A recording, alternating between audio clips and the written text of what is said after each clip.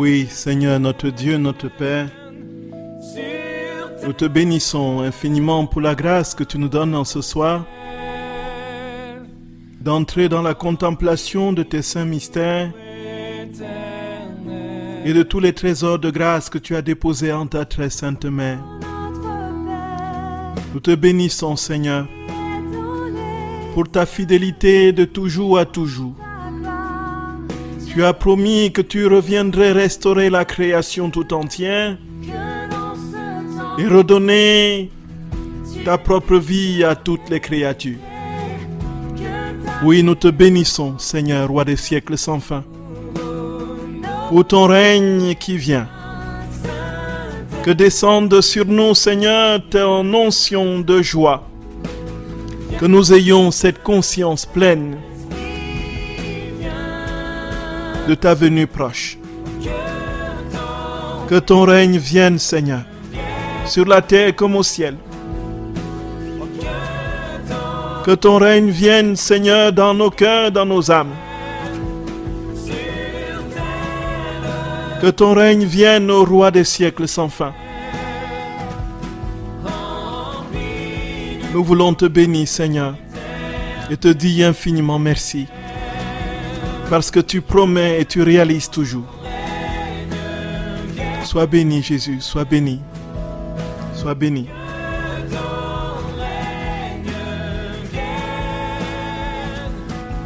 Oui, très sainte maman, nous voulons te confier cette tranche d'antenne et te supplier de nous couvrir de ton manteau, ô très sainte mère.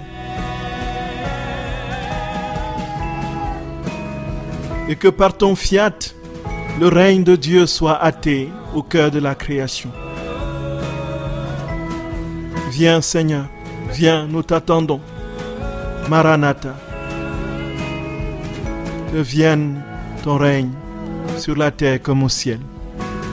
Gloria, Gloria, Gloria, Gloria. Béni sois-tu, Seigneur. Béni sois-tu éternellement.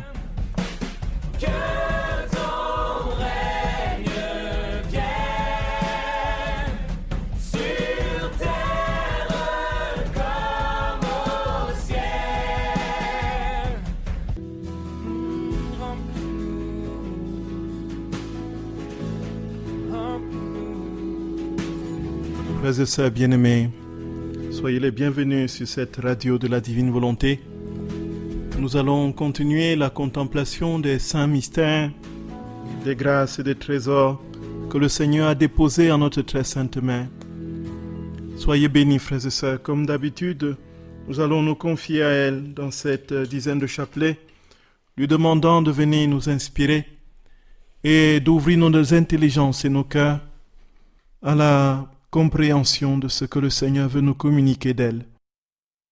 Au nom du Père et du Fils et du Saint-Esprit. Amen. Notre Père qui es aux cieux, que ton nom soit sanctifié, que ton règne vienne, que ta volonté soit faite sur la terre comme au ciel. Donne-nous aujourd'hui notre pain de ce jour. Pardonne-nous nos offenses, comme nous pardonnons aussi à ceux qui nous ont offensés. Et ne nous laisse pas entrer en tentation, mais délivre-nous du mal. Je vous salue Marie, pleine de grâce. Le Seigneur est avec vous. Vous êtes bénie entre toutes les femmes, et Jésus, le fruit de vos entrailles, est béni. Sainte Marie, Mère de Dieu, priez pour nos pauvres pécheurs, maintenant et à l'heure de notre mort. Amen. Je vous salue Marie, pleine de grâce. Le Seigneur est avec vous. Vous êtes bénie entre toutes les femmes, et Jésus, le fruit de vos entrailles, est béni. Sainte Marie, Mère de Dieu, priez pour nos pauvres pécheurs, maintenant et à l'heure de notre mort. Amen. Je vous salue Marie, pleine de grâce. Le Seigneur est avec vous. Vous êtes bénie entre toutes les femmes, et Jésus, le fruit de vos entrailles, est béni. Sainte Marie, Mère de Dieu, priez pour nos pauvres pécheurs, maintenant et à l'heure de notre mort. Amen. Je vous salue Marie, pleine de grâce, le Seigneur est avec vous. Vous êtes bénie entre toutes les femmes, et Jésus, le fruit de vos entrailles, est béni. Sainte Marie, Mère de Dieu, priez pour nos pauvres pécheurs, maintenant et à l'heure de notre mort. Amen. Je vous salue Marie, pleine de grâce. Le Seigneur est avec vous. Vous êtes bénie entre toutes les femmes, et Jésus, le fruit de vos entrailles, est béni. Sainte Marie, Mère de Dieu, priez pour nos pauvres pécheurs, maintenant et à l'heure de notre mort. Amen. Je vous salue Marie, pleine de grâce. Le Seigneur est avec vous. Vous êtes bénie entre toutes les femmes, et Jésus, le fruit de vos entrailles, est béni. Sainte Marie, Mère de Dieu, priez pour nos pauvres pécheurs, maintenant et à l'heure de notre mort. Amen. Je vous salue Marie, pleine de grâce. Le Seigneur est avec vous. Vous êtes bénie entre toutes les femmes, et Jésus, le fruit de vos entrailles, est béni. Sainte Marie, Mère de Dieu, priez pour nos pauvres pécheurs, maintenant et à l'heure de notre mort. Amen. Je vous salue Marie, pleine de grâce. Le Seigneur est avec vous. Vous êtes bénie entre toutes les femmes, et Jésus, le fruit de vos entrailles, est béni. Sainte Marie, Mère de Dieu, priez pour nos pauvres pécheurs, maintenant et à l'heure de notre mort. Amen. Je vous salue Marie, pleine de grâce. Le Seigneur est avec vous. Vous êtes bénie entre toutes les femmes, et Jésus, le fruit de vos entrailles, est béni. Sainte Marie, Mère de Dieu, priez pour nos pauvres pécheurs, maintenant et à l'heure de notre mort. Amen. Je vous salue Marie, pleine de grâce. Le Seigneur est avec vous. Vous êtes bénie entre toutes les femmes, et Jésus, le fruit de vos entrailles, est béni. Sainte Marie, Mère de Dieu, priez pour nos pauvres pécheurs, maintenant et à l'heure de notre mort. Amen. Gloire soit au Père, et au Fils, et au Saint-Esprit, comme il était au commencement, maintenant et toujours, et dans les siècles des siècles. Amen. Au nom du Père, et du Fils, et du Saint-Esprit. Amen. Frères et sœurs bien-aimés dans le Seigneur, nous voulons rendre grâce à notre Dieu, Père de miséricorde, Père de notre Seigneur Jésus-Christ qui nous a donné le trésor des trésors en la personne de sa très sainte mère.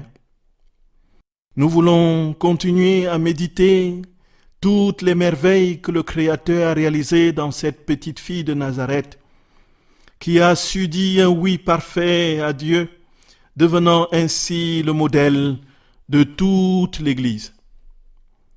Nous voulons, frères et sœurs bien-aimés, dire merci au Seigneur pour le don de son auguste maman, auguste reine des cieux, souveraine maîtresse des anges.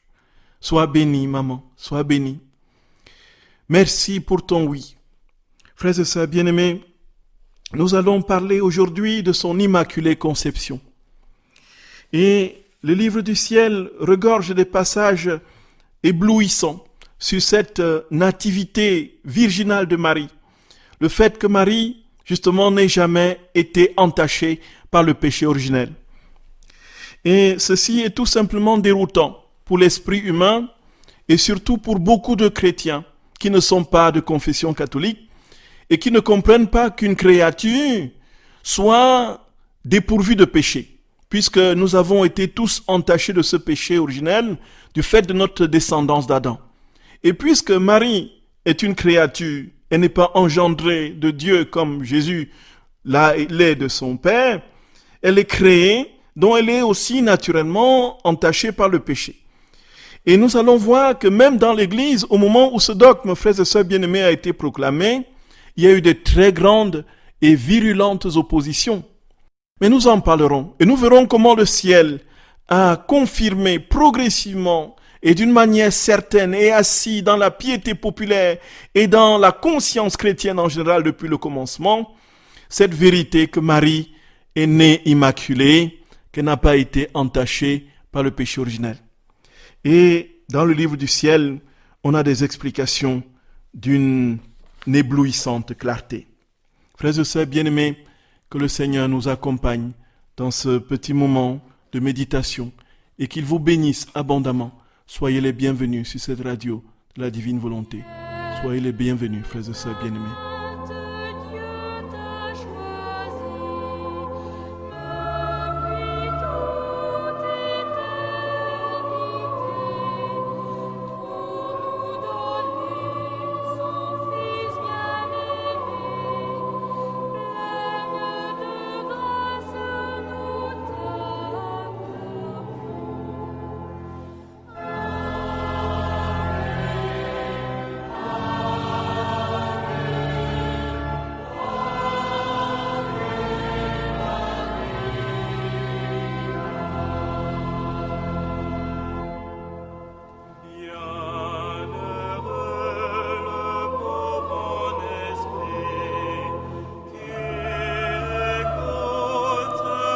Frères et sœurs bien-aimés, vous êtes sur la radio de la Divine Volonté, la radio de l'Association française Suiza Picaretta.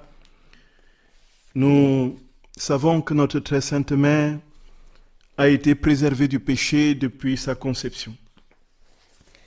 Dans l'Écriture, on n'avait aucune mention justement de cette immaculée conception, et dans la salutation de l'ange, on peut voir quelque chose de l'ordre d'une plénitude de grâce.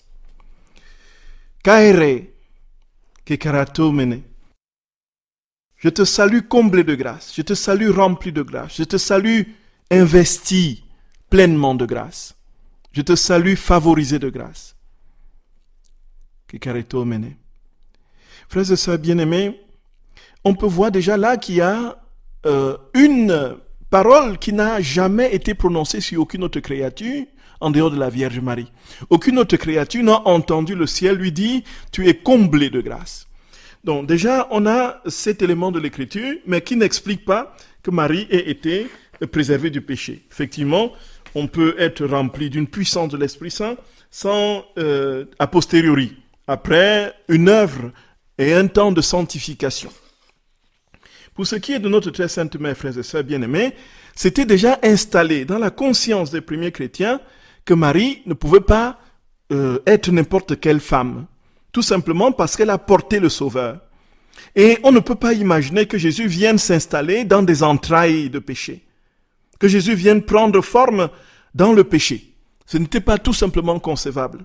Et donc, il aurait, même dans le raisonnement naturel, il est absolument indispensable que Marie soit un réceptacle pur et non entaché par le péché, qu'ont connu justement nos pères de leur sortie de la divine volonté lorsque Adam a désobéi.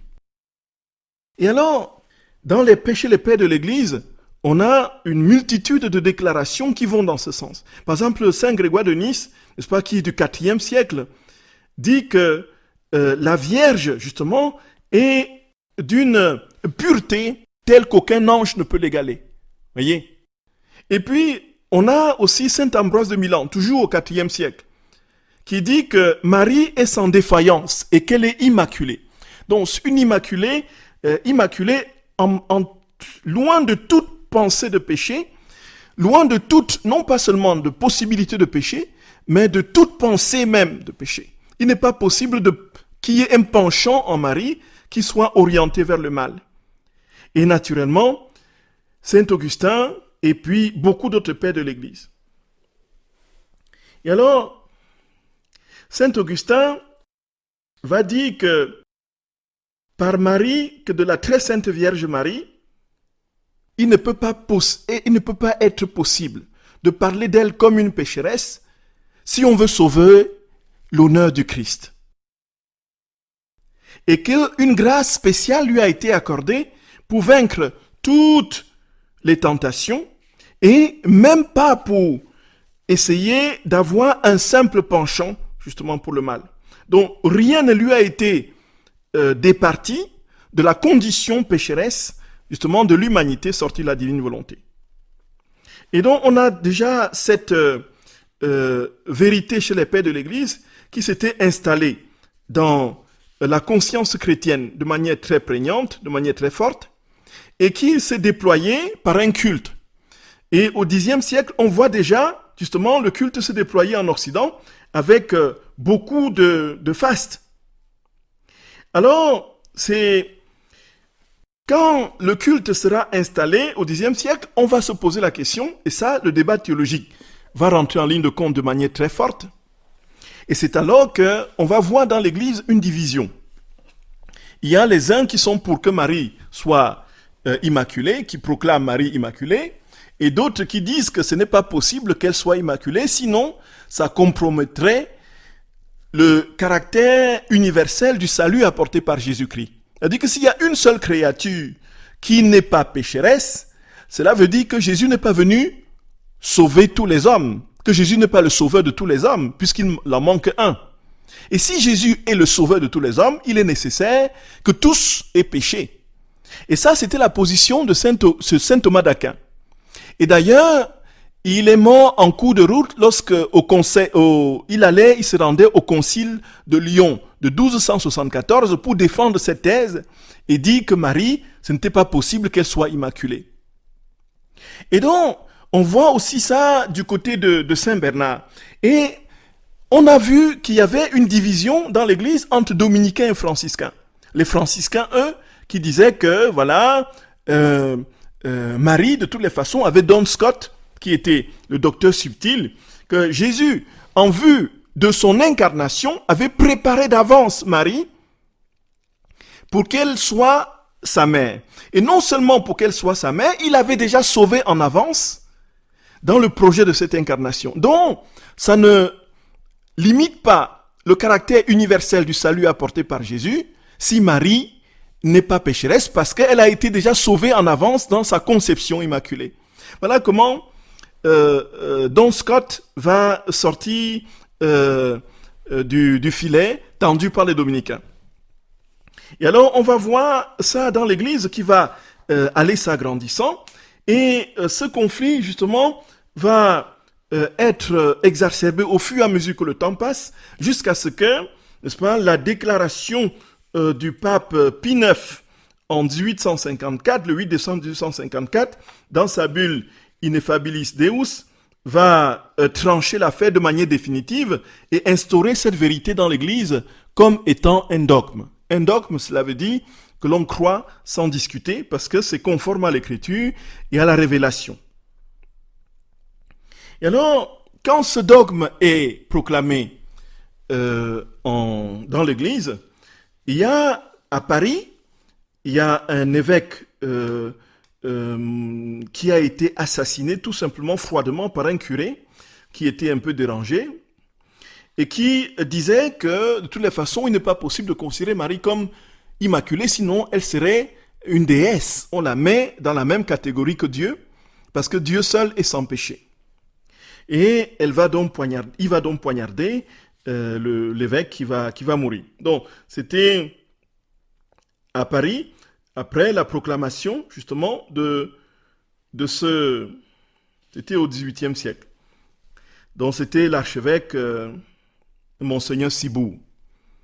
Alors, frères et sœurs bien-aimés, quand le dogme est proclamé, il est clairement dit que, compte tenu de la foi de la multitude des chrétiens depuis le commencement, Pie IX dit, nous déclarons, prononçons et définissons que la doctrine qui tient que la bienheureuse Vierge a été au premier instant de sa conception par une grâce et une faveur singulière du Dieu Tout-Puissant en vue des mérites de Jésus-Christ Sauveur du genre humain, préservée intacte de toute souillure du péché originel, est une doctrine révélée de Dieu et qu'ainsi elle doit être crue fermement et constamment par tous les fidèles.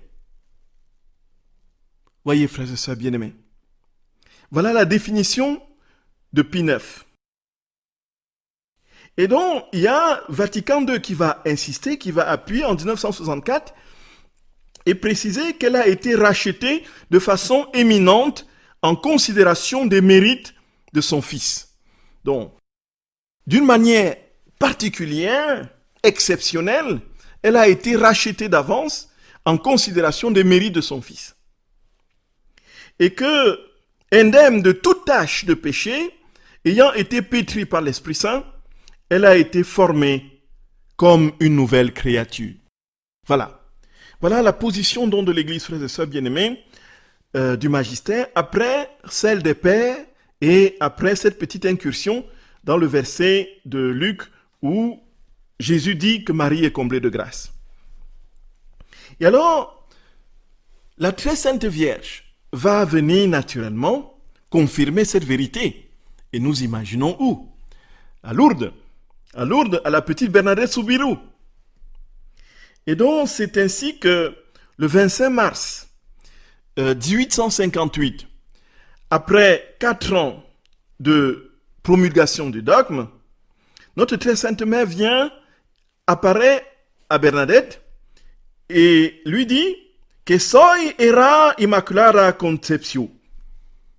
Dans le dialecte de Bernadette, je suis l'Immaculée Conception. Je suis l'Immaculée Conception. Donc, il n'était pas possible que la petite ignorante qu'elle était sache ce que c'est que l'Immaculée Conception. C'est quand elle va le rapporter à son curé va dire effectivement, il y a quelque chose qui est en train de se passer. Cette fille n'est pas en train de fabuler. Quelque chose est vraiment en train de se passer. Elle a vu la Vierge Marie. Voilà, frères et sœurs bien-aimés. Voilà la position de l'Église sur l'Immaculée Conception qui va susciter des débats et des discussions entre chrétiens orthodoxes, protestants et tout, qui ne comprennent pas le sens. Déjà parce que ça ne se trouve pas dans l'écriture du style. Et aussi, les pères de l'Église ne l'ont pas suffisamment exprimé comme le dogme l'a fait. Et puis, en plus, ils disent que dans l'Église catholique, il y a eu des théologiens qui se sont élevés contre le dogme de l'Immaculée Conception. Et donc, ils ne comprennent pas que ce soit tout de même promulgué par le pape Pie IX en 1854. Donc, toutes ces réponses ont été, du moins toutes ces questions ont été répondues par le ciel même, puisque la Vierge apparaît et dit qui est son identité. Je suis l'Immaculée Conception.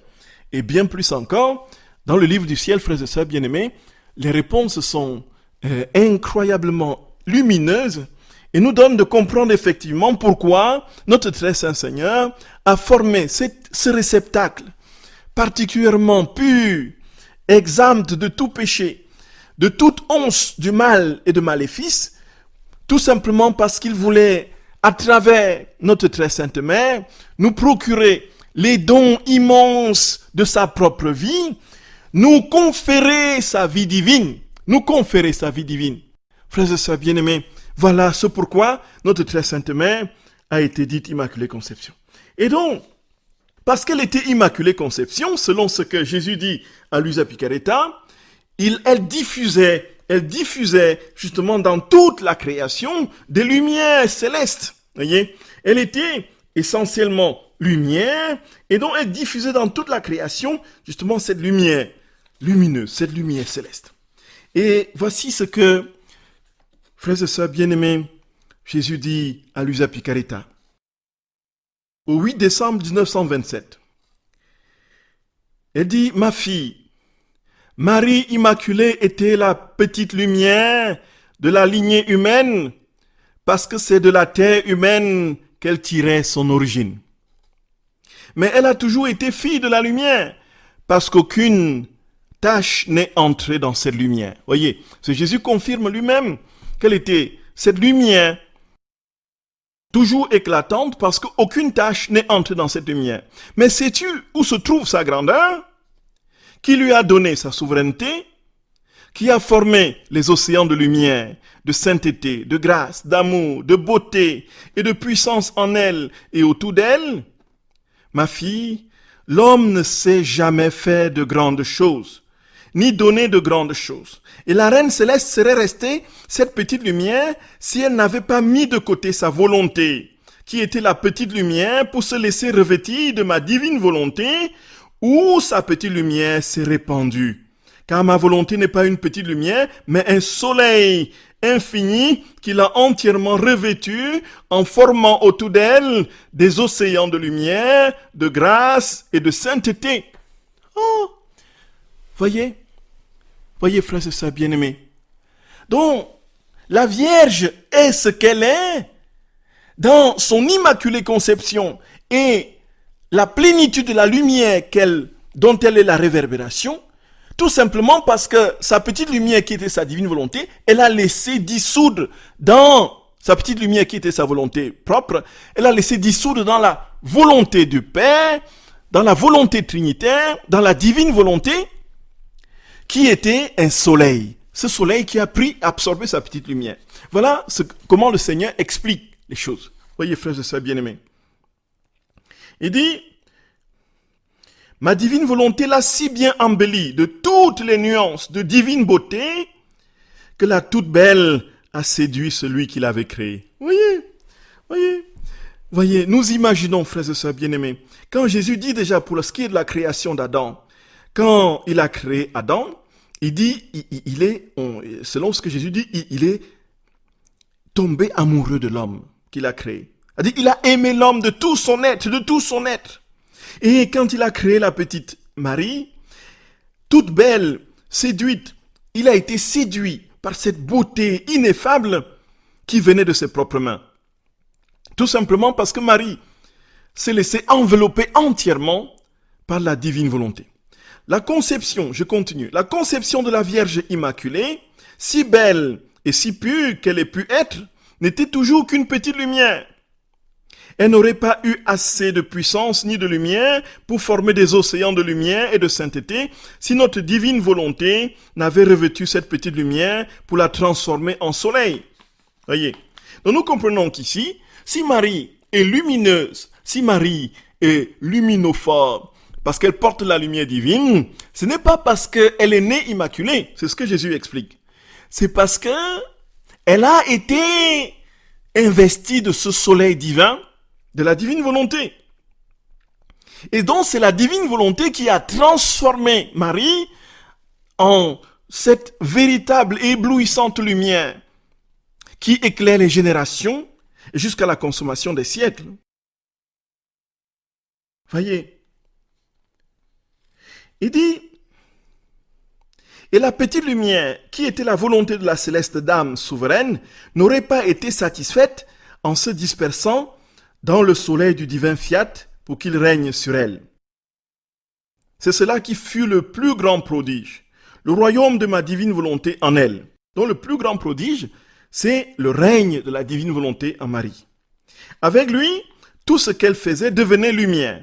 Donc avec la divine volonté, donc tout ce que Marie faisait devenait lumière. Donc tout ce que Marie touche est lumière.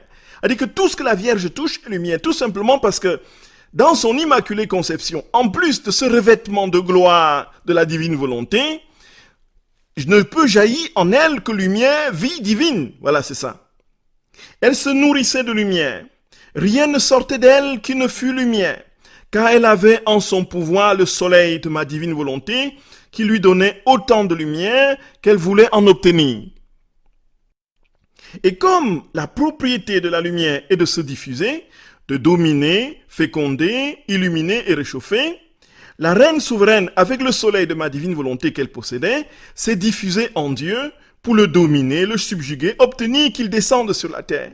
Et toujours féconde du Verbe éternel, elle illumina et réchauffa la génération humaine. Donc nous voyons la double action de la lumière qui jaillissait justement de la très sainte mère. D'abord, elle illuminait le Créateur, ou plutôt, elle était la réverbération, le reflet. Parce que le Créateur, c'est la lumière dans sa substance pure. Marie, c'est le reflet de cette lumière. Et donc, par cette vie divine qui l'investissait et qui l'avait fait complètement perdre pied de sa volonté humaine, elle pouvait demander au Seigneur qu'il vienne s'incarner. Nous voyons, frères et sœurs bien-aimés, c'est pourquoi le Seigneur dit que ceux qui vivent dans la divine volonté ont un pouvoir sur le cœur de Dieu. Cela veut dire que puisqu'ils vivent en Dieu et que Dieu vit en eux, c'est Dieu lui-même qui fait ses propres demandes à lui quand il prie. Quand ses âmes prient, c'est Dieu lui-même qui se prie en lui, en ses âmes, en eux, pardon. Et donc il ne peut pas ne pas obtenir.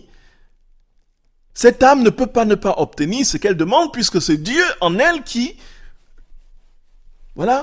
pose la demande à lui-même. Voyez, je ne sais pas si vous comprenez. Je ne sais pas si je m'explique bien plutôt. Vous comprenez bien. Voilà. Frères et sœurs bien-aimés, voici ce qui se passe. L'alchimie est simple. Je ne suis plus moi, je suis Dieu. Dieu est en moi, il vit en moi. Et puisqu'il vit en moi, donc tout ce que je fais, c'est lui qui le fait.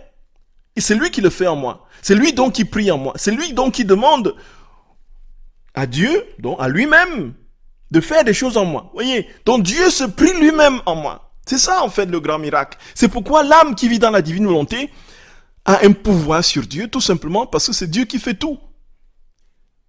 Cette âme n'est que le médiateur, c'est-à-dire que le petit fil conducteur entre Dieu et lui-même. Entre Dieu et Dieu. Entre Dieu et Dieu, il y a l'âme. Dieu investit l'âme pour opérer ses propres œuvres. Tant dans l'exaucement des prières que dans l'accomplissement de son projet sur l'humanité. C'est pourquoi une âme qui vit dans la divine volonté, comme dit Jésus, il est partout avec Dieu, il est là, le miracle des saints, il accomplit des prodiges sans se rendre compte, tout simplement parce que ceux qui vivent dans la divine volonté, il n'y a pas de signe extérieur particulier. Ils font des grands prodiges dans l'univers. C'est eux, en fait, qui tiennent l'univers en main. C'est ça, en fait. C'est ce que Jésus dit. Parce que la vie de Dieu est reproduite en eux. Alors, ils sont des copies de Dieu, de Jésus. Ce qui fait que Marie, parce qu'elle a vécu pleinement dans cette vie divine, elle était la copie parfaite du Créateur. C'est ce que Jésus a dit, n'est-ce pas, dans le texte que nous avons lu, n'est-ce pas, l'une des fois. Et c'est pourquoi elle peut implorer le Créateur de descendre sur la terre, et tout simplement parce que c'est Jésus qui implore son Père en elle de descendre sur la terre. C'est tout, c'est tout. Elle vit dans la sphère trinitaire. Et la Trinité en elle-même, dans cette circumcision, dans cette communion d'amour, dans cette réciprocité inextricable d'amour, n'est-ce pas, se donne des ordres et se l'exécute. Voilà. Dans un amour ineffable et divin. Ah, mon Dieu, c'est fort. C'est fort, frères et sœurs bien-aimés. Quand on y pense, on se dit, mon Dieu, mon Seigneur, qu'est-ce que nous sommes loin de vivre en toi? Qu'est-ce que nous sommes loin de vivre dans ta volonté, Seigneur? Et donc, Jésus dit, frères et sœurs bien-aimés, l'on peut dire qu'elle fit tout cela en vertu du royaume de ma divine volonté qu'elle possédait. Toutes les autres prérogatives de cette reine, mais peuvent être appelées des ornements. Mais la substance de tous ses biens, de sa grandeur, de sa beauté et de sa souveraineté était qu'elle possédait le royaume de ma volonté. Donc c'est ainsi que l'on dit dit d'elle des choses de moindre importance en demeurant muet sur la plus grande. Cela veut dire qu'ils ne savent que peu de choses, sinon rien du tout, sur ma volonté. Et c'est pourquoi ils sont presque muets à son sujet. Donc, devant Marie, comme disait la harpe du Saint-Esprit, qui est Saint Éphrem, n'est-ce pas, toutes les langues des savants, n'est-ce pas, se taisent, n'est-ce pas, les savants deviennent muets, les savants deviennent muets. Parce qu'on ne peut rien dire sur la très sainte mère, tellement elle est ineffable, ineffablement glorifiée dans le giron de la Trinité. Elle vit pleinement cette vie divine depuis le commencement, et elle n'a pas échappé un seul instant à cette vie divine, malgré toutes les circonstances qui pourraient l'y conduire. Elle est passée aussi, selon ce que notre très sainte mère dit à Luisa Picaretta, par l'épreuve. Et, frères et sœurs bien-aimés, nous avons là, pour nous, quelque chose de particulièrement fort. Et la très sainte mère va confirmer cette vérité qu'elle est l'Immaculée. Elle va décrire comment ça s'est passé, en fait. Dans les 30 jours de Marie du mois de mai, au premier et au deuxième jour, on lit comment est-ce que cette Immaculée Conception s'est déployée, n'est-ce pas, dans la petite Marie. Et elle explique elle-même. Voici ce qu'elle dit à Luisa Picaretta au premier jour, dans la Vierge Marie dans le royaume de la divine volonté. Elle dit, mon enfant, écoute-moi. C'est mon cœur maternel qui t'aime tant et veut se répandre en toi. Sache que tu es ici inscrite dans mon cœur et que je t'aime comme mon enfant. J'ai cependant une douleur dans le cœur parce que je ne te vois pas semblable à ta mère. Mais sais-tu ce qui nous rend dissemblables? Hélas, c'est ta volonté qui t'enlève la fraîcheur de la grâce, la beauté qui entoure ton Créateur, la force qui conquiert et résiste à tout, l'amour qui consume toutes choses. Bref, sache que je ne connaissais ma volonté humaine que pour la sacrifier en hommage à mon Créateur. Voyez, frères et sœurs bien-aimés. Donc, elle n'a connu sa volonté humaine que pour la sacrifier en hommage à son Créateur. Voilà pourquoi elle est infiniment plus glorieuse et belle, non seulement du fait de son immaculée conception, nous l'avons dit, frères et sœurs bien-aimés, mais aussi, surtout parce qu'elle a été pleinement et définitivement investie de cette vie divine, de la divine volonté, de laquelle elle n'est jamais sortie. Elle dit, ma vie était tout entière de divine volonté. Dès le premier instant de ma conception, je fus formé, écoutons ce qu'elle dit, réchauffé et placé dans sa lumière, qui par sa puissance purifia ma semence humaine, de sorte que je fus conçu sans la tâche originelle. Voyez, Marie vient confirmer ce que déjà l'Église nous a dit et ce qu'elle a confirmé à la petite Bernadette à Lourdes. Elle vient confirmer que sa semence humaine a été investie par la divine, de sorte qu'elle n'a été entachée d'aucune tâche originelle. Par conséquent, si ma conception fut sans tâche et glorieuse au point d'être l'honneur de la famille divine, c'est parce que le fiat omnipotent a couvert ma semence et que j'ai été conçu pure et sainte. Oui. Non, le fiat omnipotent, dans la divine volonté, a couvert sa semence. Voilà, elle explique aussi dans les mêmes termes que Jésus a expliqué au 8 décembre 1927, elle explique exactement ce qui s'est passé. En fait, elle a été conçue, effectivement, sans péché et recouverte par le fiat suprême qui est la divine volonté. Si la divine volonté, mieux qu'une tendre mère, n'avait pas couvert ma semence pour briser les effets du péché originel, j'aurais connu le triste sort des autres créatures conçues avec le péché originel. Ainsi, la cause première fut avant tout la divine volonté. Voyez, voilà, c'est exactement ce que Jésus nous disait tout à l'heure, frères et sœurs bien-aimés. La cause première, dit-elle, fut la divine volonté. C'est-à-dire, c'est à elle que reviennent l'honneur, la gloire et la reconnaissance de ma conception sans la tâche originelle. Voilà.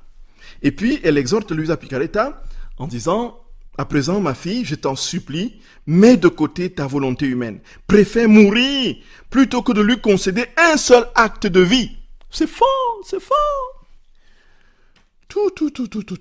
Dans un contexte, frères et sœurs bien-aimés, où il faut absolument que l'on s'exalte soi, que l'on prouve ses capacités, que l'on prouve à longueur de temps, que l'on est capable de ceci, que l'on est capable de cela, qu'on est ceci, qu'on est cela.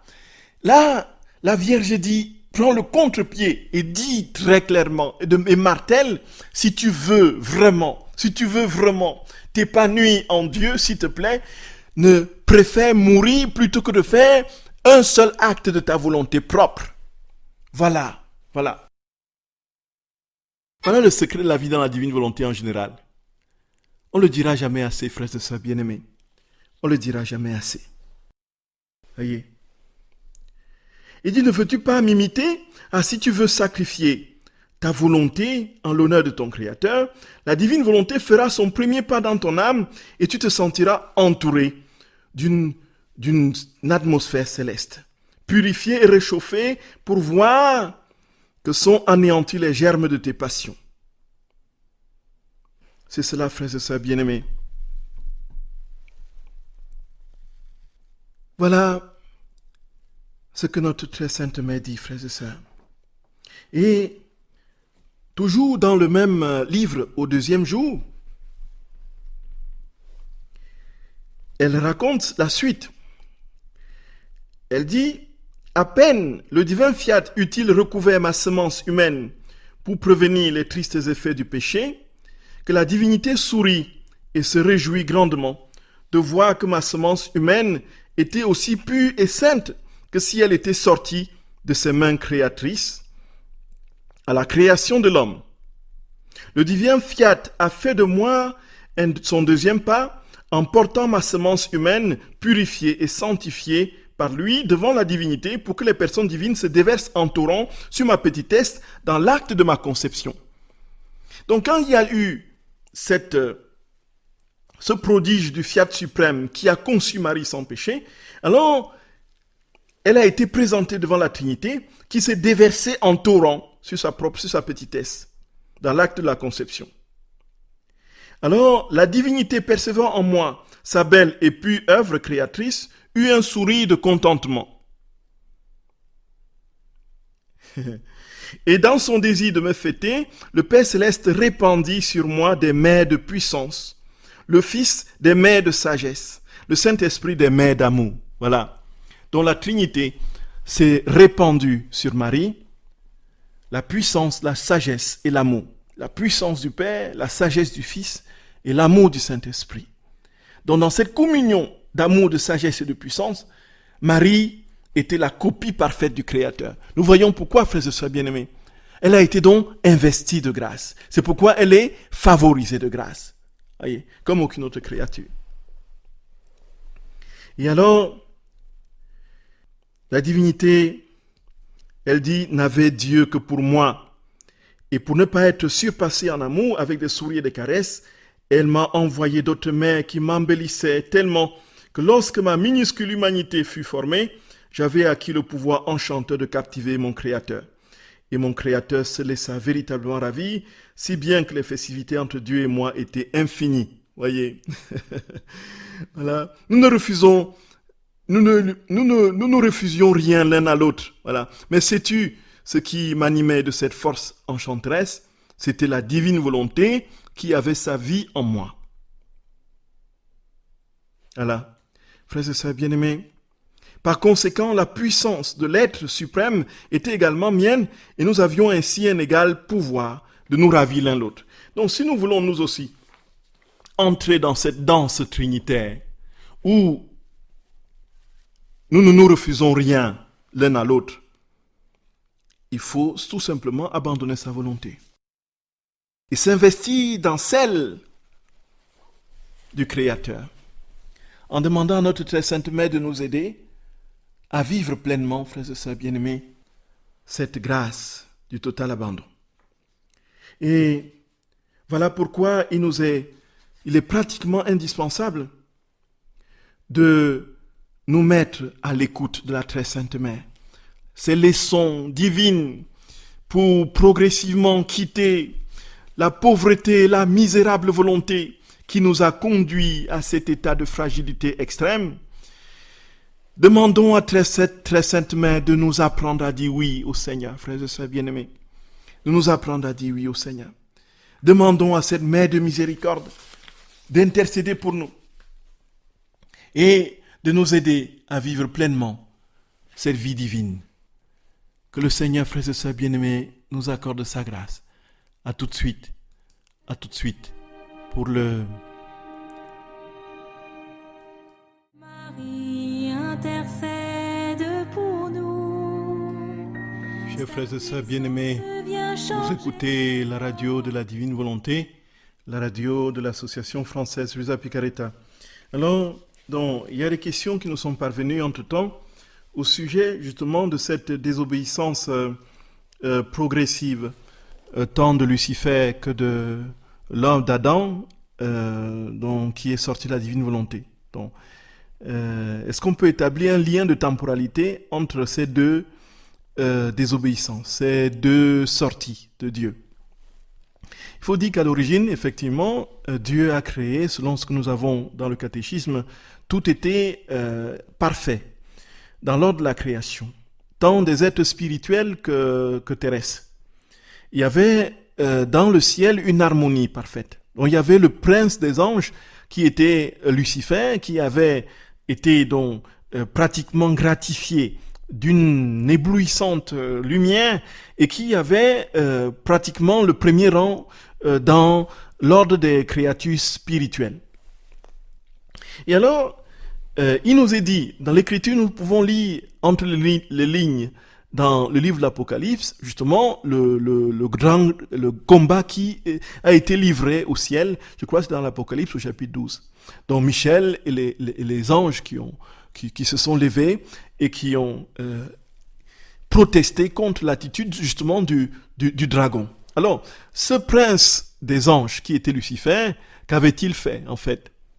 Là, nous n'avons pas de description précise. Toujours est-il qu'on sait que dans l'entendement divin de Dieu, il y avait le projet qu'il vienne prendre forme dans la créature. Et comme nous avons lu dans les livres des tomes, frères et sœurs bien-aimés, si vous avez pu écouter un des enseignements qu'on avait fait une fois sur l'exaucement infaillible de la prière du Notre Père, Jésus disait que de toutes les façons, même si l'homme n'avait pas péché, il serait venu sur la terre Et donc, l'incarnation est à penser en amont, justement, de la rédemption. C'est-à-dire que même si l'homme n'avait pas péché, Dieu se serait incarné, tout simplement parce que tout ce qu'il avait créé était bon, il voulait régner dans les créatures. Jésus le dit lui-même à Lisa Picaretta. Donc, il serait venu comme un roi. Non, il est venu comme un médecin pour sauver nos misérables péchés. Donc, il y avait donc dans l'entendement divin ce projet. Et il semble, et ça c'est les interprétations des pères de l'Église et de beaucoup de saints aussi, que Lucifer, voyant que ce n'était pas lui qui était choisi pour vivre ce rôle, et qui voyait une petite créature, une petite fille, de rien du tout, n'est-ce pas, une certaine Marie qui devait recevoir, qui devait être le réceptacle de la divinité, alors il a piqué une de ces jalousies violentes que l'on voit dans le livre de l'Apocalypse, où il cherche à tuer la Vierge Marie.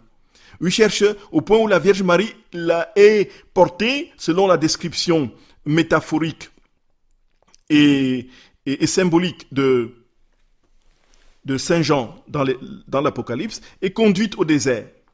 Et c'est là qu'elle sera protégée, donc selon la description qui est faite, ce qu'il faut justement interpréter avec les codes de lecture propres justement aux écrits apocalyptiques. Et ici, frères et sœurs bien-aimés, on voit donc que Marie a été en fait au cœur même du conflit qui s'est déroulé dans le ciel.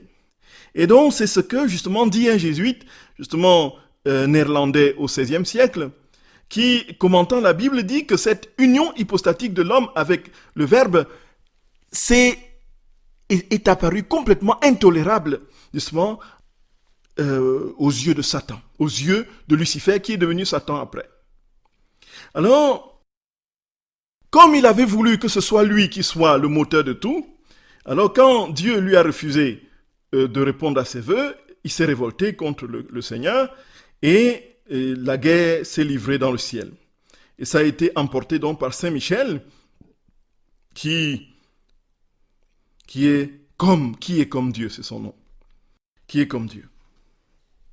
Et alors, on voit que le serpent qui vient mentir à Ève, en disant que si elle mange du fruit, elle sera semblable au Créateur, il y a déjà une corruption antérieure. Donc, cette révolte dans le ciel était avant la sortie d'Adam dans la divine volonté, si l'on peut placer les choses chronologiquement et établir une relation de temps.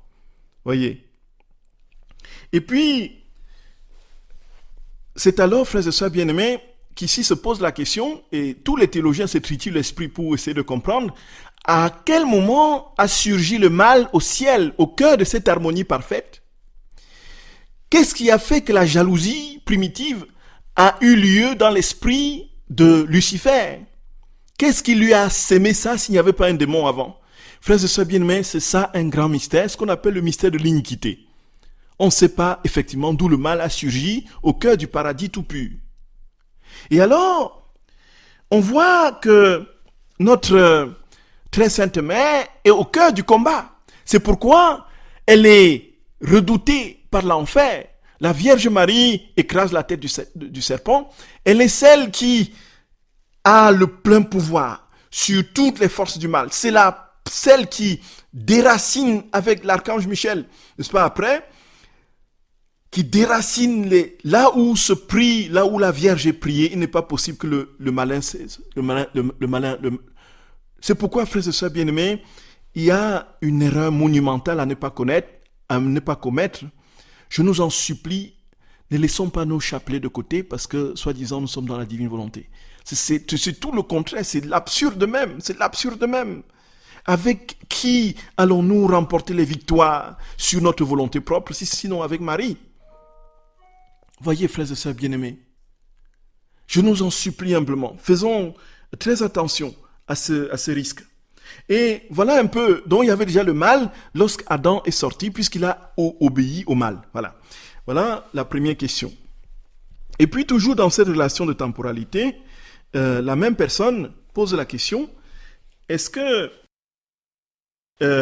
la chronologie biblique, qui est de 6000 ans, selon les déclarations de notre très saint Seigneur, et selon le calendrier juif, pour le moment qui a 5781 ans, comment le concilier avec la chronologie des scientifiques pour l'origine de l'homme. Alors, est-ce que avant l'homme, il y avait des êtres qui n'étaient pas dans la divine volonté avant Adam, et que l'homme a été formé par une succession d'essais de la nature et du hasard, dans une conjugaison du hasard et de la nécessité, pour produire l'être définitif que nous sommes, avec une conscience et tout ça. Déjà, frères et sœurs bien-aimés, comprenons bien que Dieu ne fait rien d'imparfait. Dieu crée du fait de sa parole. Quand il ouvre la bouche, ce qu'il énonce se réalise concomitamment à l'énoncé. C'est-à-dire que la lumière soit et la lumière fut. C'est-à-dire que la lumière advient avec la parole de Dieu en même temps. Et il s'ensuit que cette parole est le moteur de la création, puisque cette parole, c'est Dieu lui-même. Au commencement était la parole était avec Dieu, la parole était Dieu. Et puisque Dieu est parfait, il n'est pas possible qu'il crée quelque chose d'imparfait. Déjà, on exclut l'hypothèse que la création s'est faite, donc selon cette théorie de l'évolution, sur une succession de ratés. La création d'emblée était parfaite. Et donc, si on parle de succession de ratés, est-ce qu'on parle d'évolution? Or, l'évolution, au sens où l'Église l'entend, n'est pas dans le sens de ce que l'on peut aujourd'hui dire pour essayer de nier la foi en la création. La création, nous croyons que Dieu a créé le véritable homme. Et maintenant, le problème, c'est la question même de la datation des scientifiques. Le problème, c'est qu'ils sont complètement confus. Il y a dans les théories liées à l'origine de l'homme une confusion générale dans le monde scientifique. Voyez, c'est une tour de Babel innommable. Chacun y va de son couplet. Alors, il y en a qui disent que l'homme a commencé il y a 3 millions d'années avec la découverte justement de Lucie dans la côte orientale de l'Afrique. Certains disent que une fois qu'on avait découvert un autre fossile, n'est-ce pas, à Tourmaï, au nord du Tchad, ils ont dit que voilà, l'homme a commencé plutôt dans 7 millions d'années.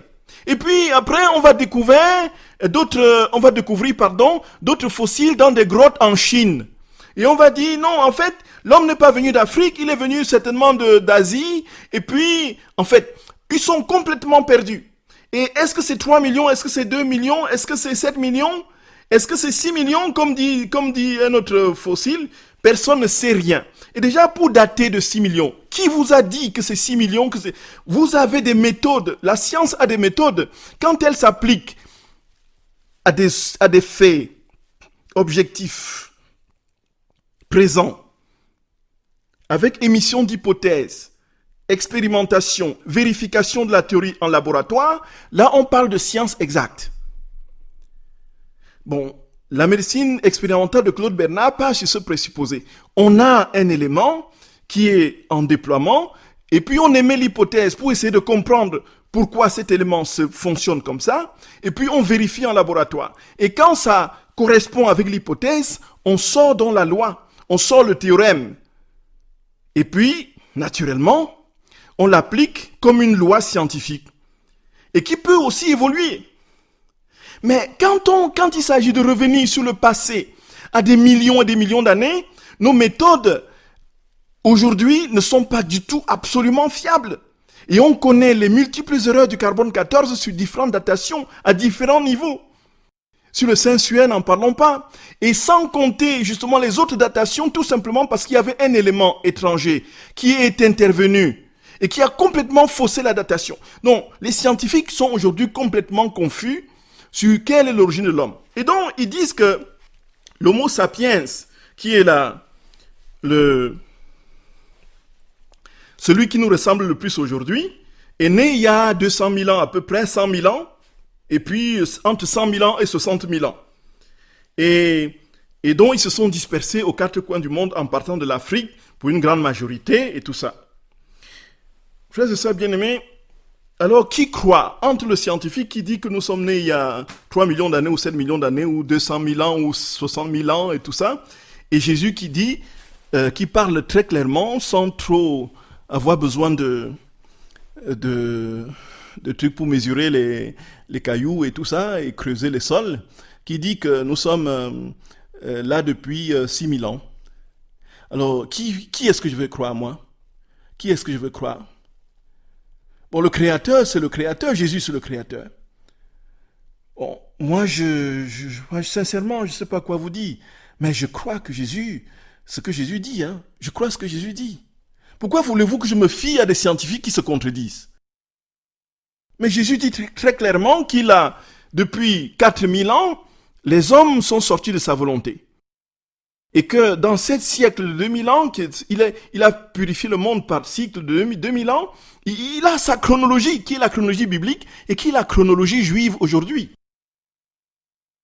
Voilà, à cette question, voilà ce que je réponds. Voilà ce que je réponds.